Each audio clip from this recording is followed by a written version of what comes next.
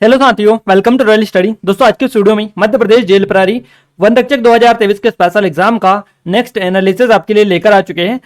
16 जून 2023 को हम first shift के एनालिसिस कवर करेंगे। इससे पहले के जितने भी एनालिसिस है यहाँ पर प्लेलिस्ट आपको दे देंगे, जहां से आप चेकआउट कर सकते हैं। और इस वीडियो की पीडीएफ के लिए एप्लीकेशन को डाउनलोड कर लीजिएगा, टेलीग्राम को ज्वाइन कर लीजिएगा। दोनों की लिंक आपको डिस्क्रिप्शन में मिल जाएगी और ये 3 स्टेप फॉलो करेंगे, आसानी से आपको पीडीएफ मिल जाएगी, कोई भी दिक्कत नहीं होगी। ये हमारी जेल प्रहरी फॉरेस्ट गार्ड की बिल्कुल लेटेस्ट टेस्ट सीरीज है। 251 रुपए की टेस्ट सीरीज सिर्फ और सिर्फ आपको 99 रुपीज में मिल रही है।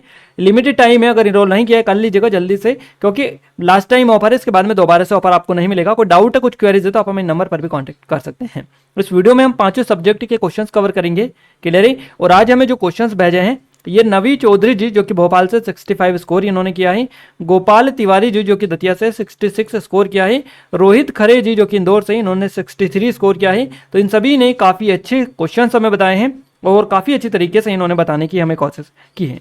आपका भी आगे आने वाले दिनों में एग्जाम है, तो आप हमें नंबर पर अपने क्वेश्चन जरूर से अपडेट करें, हम ताकि हम आपको एज इट इज जो आपकी एग्जाम में पूछे गए क्वेश्चन हैं उनसे आपको रूबरू करवा पाएं। तो एग्जाम सेंटर से निकलने के बाद में सबसे पहला काम आपका यही होना चाहिए। अदरवाइज आप सभी को बताइए, अगर क्वेश्चंस नहीं मिलेंगे तो वीडियोस आपके लिए नहीं आ पाएगी, क्योंकि हम बिना आपके बताए क्वेश्चंस हम कहाँ से कलेक्ट कर सकते हैं, क्लियर है। तो ये चीज़ थोड़ी सी सीरियस लीजिएगा और क्वेश्चन जरूर सेंड करें जब भी आपका एग्जाम हो, क्लियर है। आइए स्टार्ट करते हैं। इस वीडियो को लाइक, शेयर और सब्सक्राइब नहीं किया है, सब्सक्राइब करने के साथ साथ बेल आइकन को भी दबा दें, ताकि जो भी नया वीडियो आए सबसे पहले आप तक पहुंच पाए। देखिए गाइज, आज का हमारा पहला क्वेश्चन है, मिनी संविधान के रूप में कौन सा संविधान संशोधन माना जाता है, यानी कि कौन सा संवैधानिक संशोधन जो है ये मिनी संविधान के रूप में माना जाता है या इसके नाम से जाना जाता है। तो 42वां संविधान संशोधन है, 42वां संशोधन अधिनियम, इसको मिनी संविधान के नाम से जाना जाता है। और 1976 में ये हुआ था 42वां संविधान संशोधन, इसको मिनी संविधान कहा जाता है, क्योंकि ये जो संविधान है, संविधान का यह संविधान में सबसे व्यापक परिवर्तन लाता है। 42वां संविधान संशोधन जो है ये इंदिरा गांधी की अध्यक्षता में भारतीय राष्ट्रीय कांग्रेस सरकार द्वारा आपातकाल 25 जून 1975 से 21 मार्च 1977 के दौरान अधिनियमित किया गया था, यानी कि कांग्रेस के द्वारा इसको अधिनियमित किया गया था।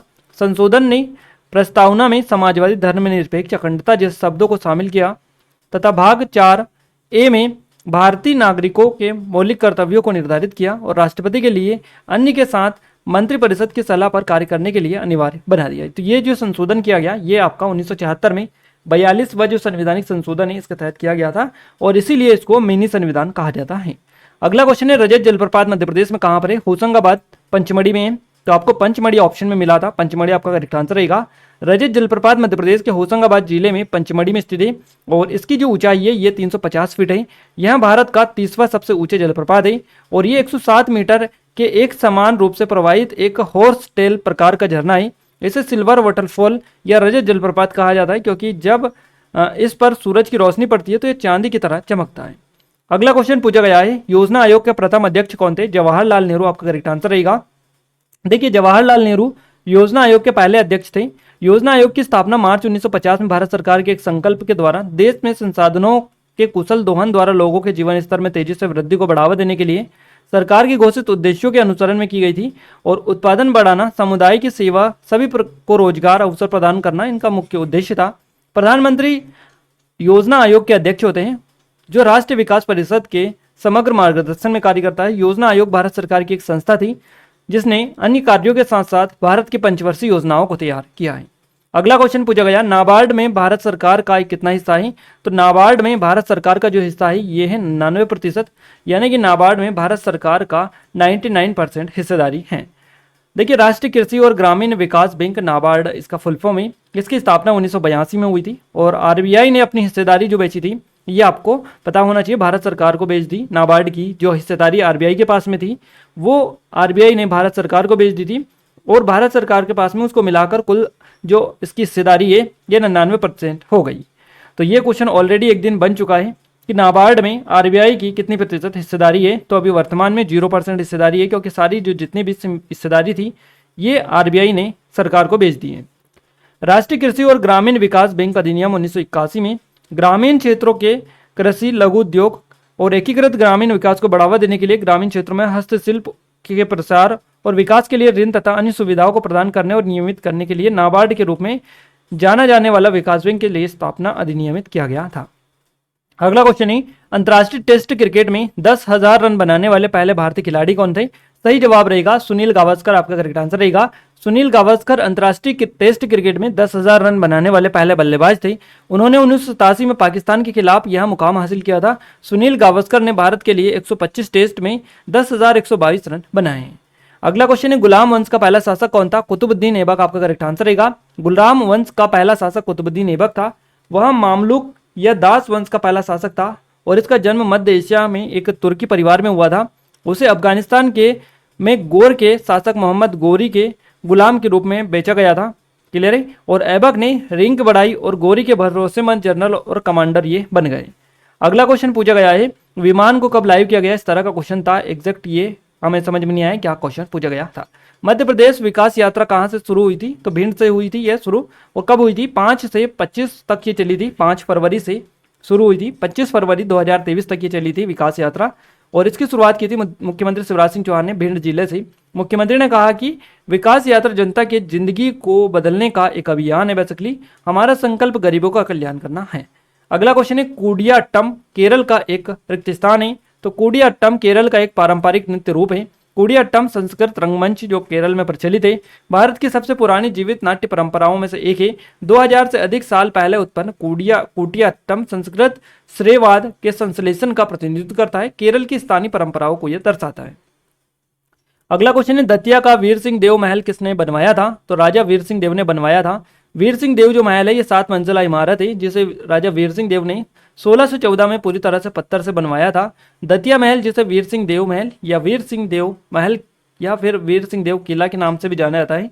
और इस महल की खासियत यह है कि इसमें 7 मंजिला है ये महल, और महल में शाही परिवार का कोई भी सदस्य नहीं रहता। और ये जो दतिया का महल है इसको बेसिकली सतकंडा महल, पुराना महल या ओल्ड पैलेस के नाम से भी जाना जाता है। तो ये सतकंडा जो महल है ये आपके एग्जाम में पटवारी में 4 से 5 बार ये क्वेश्चन रिपीट हुआ था, वही क्वेश्चन है बेसिकली सतकंडा महल वाला। 7 मंजिला इमारत ये है। अगला क्वेश्चन पूछा गया, अनुसूचित जाति आयोग क्या है? तो ये एक संवैधानिक निकाय है। राष्ट्रीय अनुसूचित जाति आयोग संविधान के अनुच्छेद 338 द्वारा स्थापित एक संवैधानिक निकाय है और जिसको 89वें संविधान संशोधन अधिनियम 2003 द्वारा अनुसूचित जाति एवं जनजाति हेतु गठित 2 अलग अलग राष्ट्रीय आयोग में वर्ष 2004 में विभाजित कर दिया गया है। अगला क्वेश्चन है, हाल ही में business leader of the decade पुरस्कार से किसे सम्मानित किया गया? कुमार मंगलम बिरला, आपका करेक्ट आंसर रहेगा। ऑल इंडिया लॉजिंग एसोसिएशन द्वारा आयोजित 13वें स्मीयरिंग इंडिया वारंट्स के समारोह में आदित्य बिरला समूह के दावे कुमार, इनका नाम है याद है कुमार मंगलम बिरला, तो इनको business leader of decade credit प्रदान किया गया जो पिछले 10 वर्षों में भारतीय उद्योग में योगदान के लिए थे। और बिरला को विविध समूह में के ऑपरेशन को समन्वित और सकृत करने के उनके योगदान के लिए या उनके नेतृत्व के लिए मान्यता दी गई है। अगला क्वेश्चन है, भारतीय संसदीय मामलों में शून्यकाल की शुरुआत कब की गई थी? तो 1962 में की गई थी।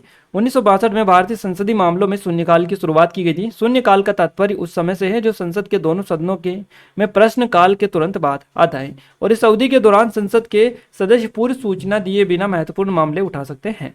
अगला क्वेश्चन है, हिमाचल प्रदेश की स्थापना कब हुई थी? 25 जनवरी 1971 को हिमाचल प्रदेश की स्थापना हुई थी। 18 दिसंबर 1970 को हिमाचल प्रदेश राज्य अधिनियमित संसद द्वारा पारित किया गया था और एक नया राज्य 25 जनवरी 1971 को अस्तित्व में आया था। तो हिमाचल प्रदेश आपका करेक्ट आंसर रहेगा। रुक्मणी मठ 12वीं सदी में किस वंश के राजा ने बनवाया था? इस तरह से क्वेश्चन पूछा है, एग्जैक्ट ये नहीं मिल पाया। 9वीं सदी में प्रतिमा का निर्माण हुआ था। 3.50 फीट ऊंची प्रतिमा है, 2 फीट चौड़ी और 1.5 वजनी प्रतिमा है। मूर्ति स्थानक मुद्रा में है और मूर्ति में रुक्मणी और कृष्ण की आकृति है, भगवान कृष्ण और रुक्मणी जी की। प्रतिमा को जैन तीर्थ क्षेत्र कुंडलपुर से सटे अंबिका देवी मंदिर से 4 फरवरी 2002 को चोरी कर लिया गया था और उसके बाद में ये जो प्रतिमा है ये मिल भी गई है। बाकी अभी तक यहाँ पर कोई काम नहीं हुआ है वापस से स्थापित, इसको अभी तक इस मूर्ति को या फिर प्रतिमा को स्थापित अभी तक नहीं किया गया है। अगला क्वेश्चन पूछा गया है, इसरो के सबसे भारी रॉकेट ने सफलतापूर्वक कितने उपग्रह को पृथ्वी की कक्षा में स्थापित किया है? 36 आपका करेक्ट आंसर रहेगा। भारत के सबसे भारी रॉकेट ने ब्रिटेन के ग्राहक के 36 ब्रांडेड उपग्रह को रविवार तड़के सटीक कक्षाओं में स्थापित किया, जिसने वाणिज्यिक उपग्रह बाजार में एक गंभीर खिलाड़ी के रूप में इसरो की प्रतिष्ठा को मजबूत करने वाले कई प्रथम मिशनों के एक जटिल मिशन को सफलतापूर्वक पूरा किया है। अगला क्वेश्चन है मैग्मा कि ठंडा होने और क्रिस्टलीकृत होने पर किस प्रकार की चट्टानें बनती है, तो आग्नेय चट्टानें बनती है।